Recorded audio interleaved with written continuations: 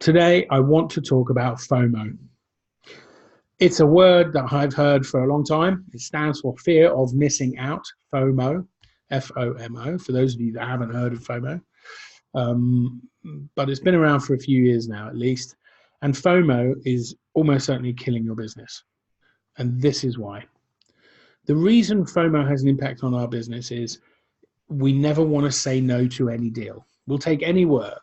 As long as it's roughly within our sphere of activity, we'll do it. Because sometimes we are under the impression that we've got to take whatever revenue we can get. I think everyone in business has probably been there. And also, we always believe that helping someone in a very small way for no margin, even at huge time cost to us, could turn into something bigger. And I get that. And I do get that. And sometimes you need to serve people strategically, even though you know it's not worth it at the time, but you know it's going to turn into something later down the line. So that's how FOMO hurts the business, because it means we end up doing work we don't want to do for people we don't want to do the work for, and for a margin that isn't good enough. For people we don't want to work with, doing work we don't want to do for a margin that isn't good enough. That's a triple whammy no for me. It's not work I want to do. It's not a good enough margin to help me grow my business. And I really don't want to work with that specific client on this specific topic. It doesn't float my boat. So how do we flip FOMO? Well, for me, it's all about the difference between supply and demand. Ultimately, in any business, you have something to give away to the market, a supply of X. And over here, you have a market that have a demand of X. And these fluctuate all the time, of course. They go up and down, and generally probably mirror to some degree, because markets always adjust accordingly. However, most businesses operate in high supply and lower demand. What that means is, most of the time for most businesses, we have more to sell than the market wants to buy. It's very difficult to get into and sustain a position where you don't have enough and the market wants more. And the reason for that is because we tend to go and find ways to fulfill that and try and bring that back up at least to parity or near parity, so that we're supplying the market exactly what they need. However, most companies operate in high supply, low demand. As a result, the pressure is all on us, the company. The consumer knows it because they can hear it in our voice. We're keen to do the deal. We're keen to get this out the door. We're keen to, hit target, get target on the board. And as a result, we do less deals because we sometimes are more desperate. Sometimes we challenge the wrong objection. We might think people want a lower price, but they haven't mentioned price. So from a marketing perspective, we've got to be really, really clever at resetting the balance here.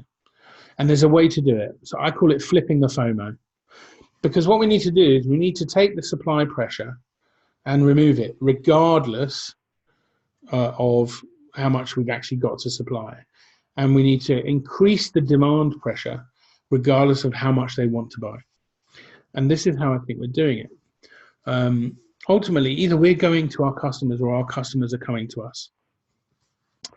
Most of the time, it's a bit of a mix, but in the Lazy Marketing Academy and with our marketing mastermind clients, we certainly advocate getting people moving towards your business, customers coming to you as much as possible. And that's the kind of activity we want to encourage. So whilst FOMO means we're nervous about missing out on any specific value or revenue, that leaves the FOMO on us. So to flip the FOMO and put the FOMO on the customer, we have to be super specific. As they say in America, it doesn't work here, but as they say in America, there's riches in niches. We have to get super specific, really terrific at defining ourselves in as tight a circle as possible. And by doing that, we flip the FOMO onto the consumer, because now the consumer wants to know whether we will work with them. I know, Al, you're a marketing specialist, and I know you do marketing, you help people, and I know that you have a specialism helping law firms and accounting firms and technology firms and publishers and people like that. But I don't run a business of any of those type. Would you be able to work with me? Now, I've had that happen to me quite a lot in my life. People asking whether I can help them, whether they're right for me, whether I have space in my program for them right now.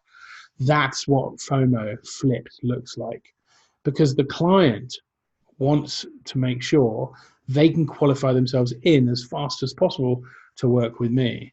And that's the same for anybody watching this.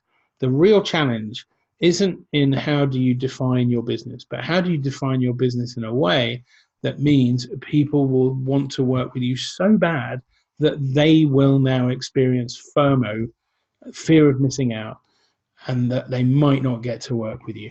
That's a great place to be, because it means now that the demand and supply has shifted, and no matter how much you've got to demand, how much demand you can fulfill, how much product you have, you're always trying to keep, how much supply you have, you're always trying to keep demand on top of it.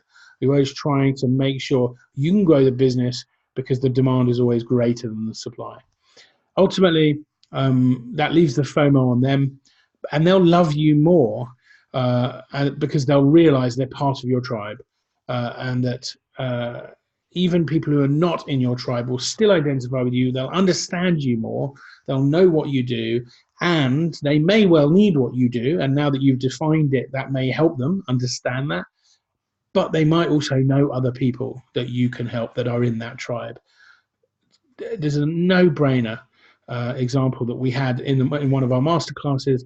We had a lady who was a copywriter, and she was worried about specializing. But the reality is she was just a copywriter. The minute she specialized, she became a copywriter with an expertise in.